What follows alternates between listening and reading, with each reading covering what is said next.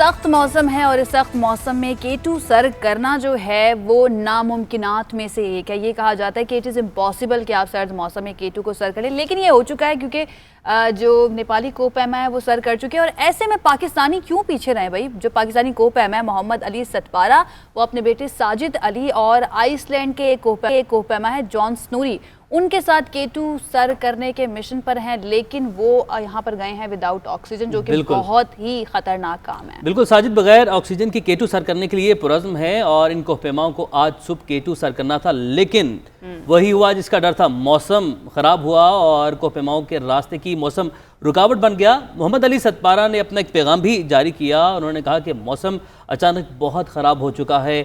हवा की रफ्तार भी उन्होंने बताई कि 80 मील फ़ी घंटा है।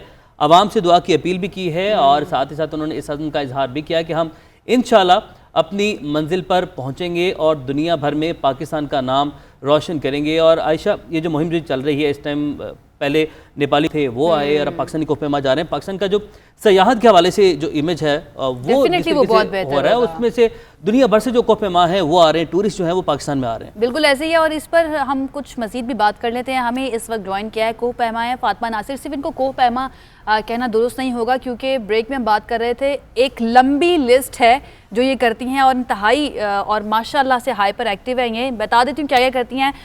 नेशनल स्विमिंग चैम्पियन हैं, ताइक्वांडो, टेनिस, पोलो, साइकिलिंग, स्कूबा डाइवर भी हैं। इसके साथ साथ एयर स्पोर्ट्स में ये आगे जाना चाहती हैं।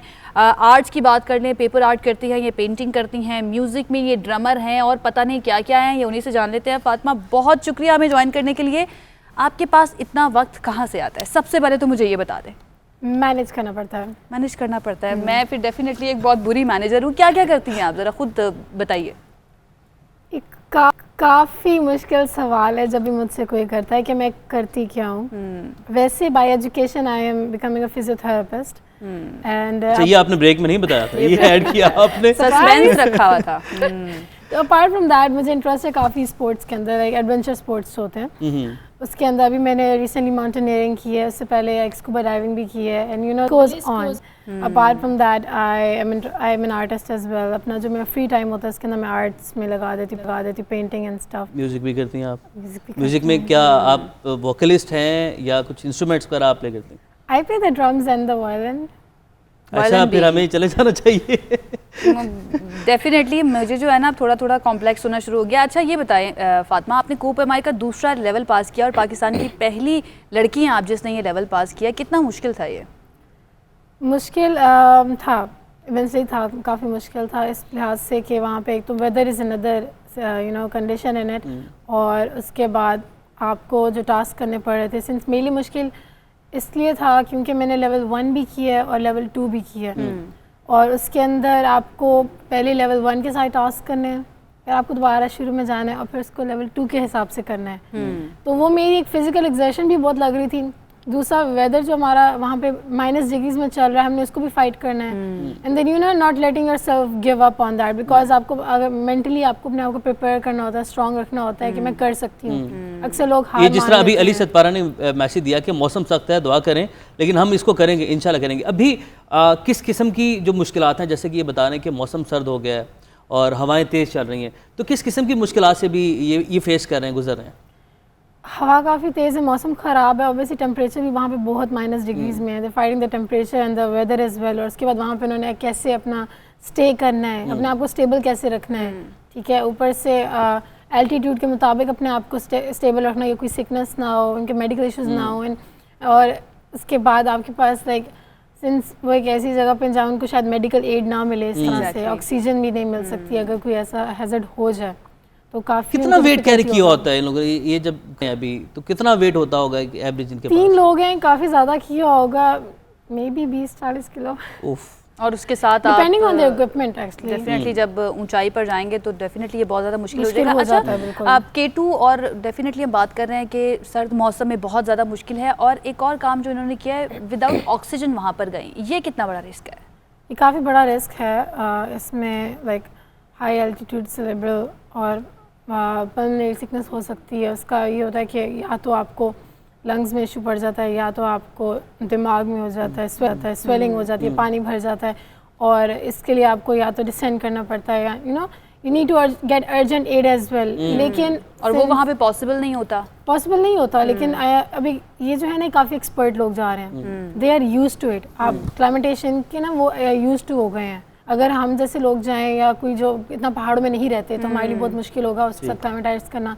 ऑक्सीजन की कमी हमें ज़्यादा महसूस होगी। कुछ लोग जो एक्सपर्ट होते हैं they are used to it, उनकी बॉडी उससे अडेप्ट कर चुकी होती है।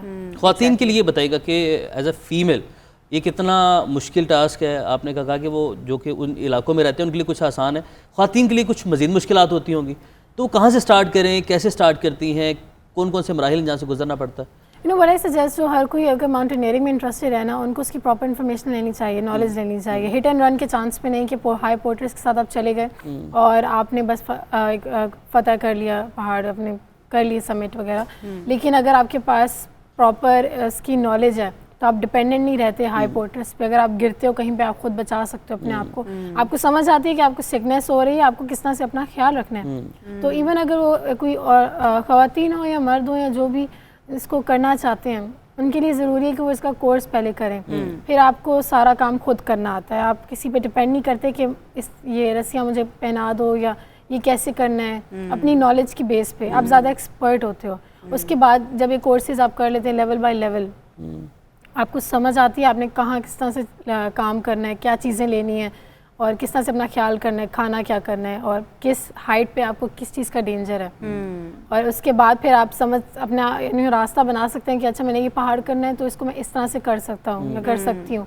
तो एक प्रॉपर वो एक तरीका बन जाता है, वो आसान हो जाता है। और फातिमा सब ये बताइए कि वो माइंडसेट क्या होता है, ये जो कोहपेमा होते हैं, मतलब ये कैसे सोचते हैं कि हमने ये जो पहाड़ है या ये चोटी इसको जो है ना अबूर करना है, इस तक पहुंचना है, क्योंकि इसमें इतना जान का ख़तरा होता है। और ये माउंटेनियर्स जो होते हैं ये अपनी जान की परवाह नहीं करते, बस वो कौन सी चीज़ होती है जो उनको लेके चलती रहती है आगे कि हमने रुकना नहीं है यहाँ पर, क्योंकि आपके लिए जान से बढ़कर कुछ नहीं होता, बट मुझे लगता है कि इन लोगों के लिए जान से भी बढ़कर ये होता है कि उन्होंने अपना ये अचीवमेंट जो है ना ये करनी है। वो माइंडसेट बताइएगा क्या होता है? ये जो है ना चीज़ जो आपको बस लगाए रखती है एक से एक बढ़ के खतरा काम करने पे, it's all in your head. आपको अपना माइंड स्ट्रांग करना होता है। इंसान अगर फेल होता है तो वो फिजिकली नहीं होता, वो मेंटली होता है। क्योंकि शायद जो मैं काम करती हूँ, आप भी मेरी ही तरह लड़की हो, लेकिन अगर आप वो काम करोगे शायद आपसे ना हो वो, इसलिए क्योंकि आपको लगेगा आप नहीं कर सकती हो।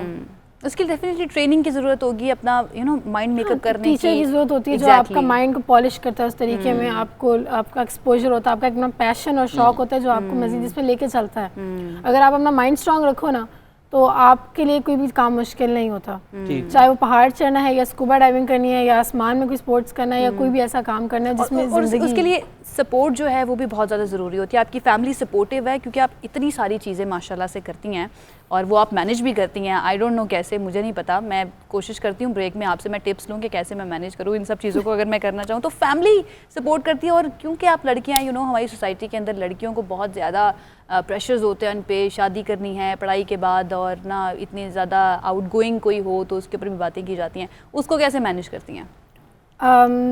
जो ये बात है कि सोसाइटी की बात आती है तो मेरे लिए सोसाइटी डज नॉट मैटर। ठीक है, अगर मैं सोचना शुरू हो जाना कि हमारी सोसाइटी ऐसे हम नहीं कर सकती तो मैं उस सोसाइटी का पार्ट बन रही हूँ। अगर मैं यकीन करूँ ना कि बदल सकती है हमारी सोसाइटी, हमारा मुल्क बदल सकता है, तो I am standing away from them. और मुझे ये स्टेप लेने के लिए सोसाइटी के साइड पे खड़ा होना, उनके अगेंस्ट नहीं जाना। They can believe what they can, I am going to do what I want to. इतना टाइम नहीं है मेरे पास जिंदगी में कि मैं इंतजार करूँ। टाइम तो वाकई आपके पास नहीं है, इतना कुछ करे, टाइम कहाँ से बचेगा? अभी तक मैनेज करना पड़ता है। अभी तक कौन कौन सा पहाड़ आपने सर किया, मैक्सिमम कहाँ तक गई हैं, कौन कौन से बेस कैंप तक पहुँची हैं, कौन कौन से ग्लेशियर्स ऐसे हैं जहाँ पे आप पहुँची हैं? मैं राकापोशी बेस कैंप तक गई थी। उसके बाद ये वो मेरा पहला एक्सपीरियंस था मेरे सर्वाइवल कोर्स के अंदर। एंड देन मुझे काफ़ी माउंटेनियर्स से मिली, मेरा एक्सपोजर हुआ, मेरा शौक बना। फिर मैंने कहा मैं इससे नॉलेज लेती हूँ। मैंने कोर्सेज किए चगोरी इंटरनेशनल माउंटेनियरिंग इंस्टीट्यूट से। तो वो इतना ज़बरदस्त इंस्टीट्यूट है कि उन्होंने हमें इंटरनेशनल लेवल के ऊपर सिखाया है सब कुछ। वो इंस्ट्रक्टर भी इंटरनेशनल है सारे, और उनकी ना कह लें वो बेहतरीन जगह है सीखने के लिए माउंटेनियरिंग। और आगे क्या प्लान है, आगे क्या क्या सर करना चाहती हैं आप? आगे इंशाल्लाह मैं by the end of this year मैं कुछ ना कुछ सरप्राइजिंग कर लूँगी। पाकिस्तान में या पाकिस्तान से बाहर? पाकिस्तान में, पाकिस्तान में ही पाकिस्तान है डेफिनेटली। और हमने आपको फिर दोबारा से बुलाना है यहीं पर GNN में और इसी मॉर्निंग शो के अंदर अपनी उस अचीवमेंट को बयान करने के लिए कि कैसे आपने सब कुछ किया। फातिमा, बहुत शुक्रिया आपका और बेस्ट ऑफ लक आपके फ्यूचर के लिए। इतना सब कुछ जो आप कर रही हैं ना, जिसकी लिस्ट मैं भूल चुकी हूँ, उन सब में आप कामयाब हो, मेरी ये दुआ है। और कोपे भाई बहुत बहुत शुक्रिया टाइम निकालने के लिए। उमर, मैं बहुत ज़्यादा इंस्पायरिंग फील कर रही हूँ। तो ब्रेक में मेरे ख्याल से फातिमा से हम थोड़ी सी टिप्स ले लें। और मैं चाहता हूँ कि आप थोड़ी सी उनसे एनर्जी भी ले लें, थोड़ा सा उनसे वक्त भी ले लें और थोड़ी सी मोटिवेशन भी ले लें। डेफिनेटली काफ़ी बेहतरी आ जाएगी। बिल्कुल ऐसे ही